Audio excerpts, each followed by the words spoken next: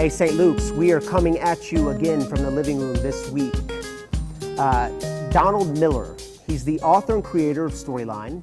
He says that all stories are made up of positive and negative story turns. And he describes these turns as an event that takes place after which the protagonist will never be the same. And he says you can think of it as this doorway, and after you walk through this doorway, you cross through it. You can never be the same. You will always be different, that things are never going to be the way they used to be.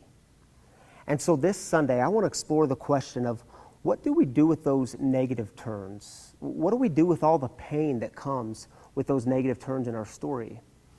And I'm convinced that somewhere in our story, somewhere along the way, and maybe it's not right in the midst of the pain or right after, but somewhere along the way, God calls us to do something meaningful with our pain. If you think of Joseph's story, Joseph from the book of Genesis, and his timeline is found in Genesis chapter 37 through 50.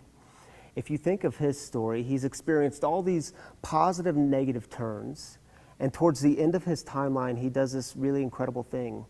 With God, he starts redeeming these negative turns. It doesn't make them go away, or doesn't try to pretty them up and make them look positive, but he starts experiencing redemption in them. And he starts saying to the ones who've tried to hurt him most, hey, my story is moving forward. Even though all this has happened, my story is moving forward. Also this Sunday, I encourage you to read that. It's Genesis 45, verses 1 through 8 are the verses we'll be looking at. But also this Sunday, Laura Fry is going to be our courageous storyteller, and she's got this really powerful story of what it looks like to experience those redemptive perspectives in the midst of a negative turn. And you're not going to want to miss it. We'll see you Sunday.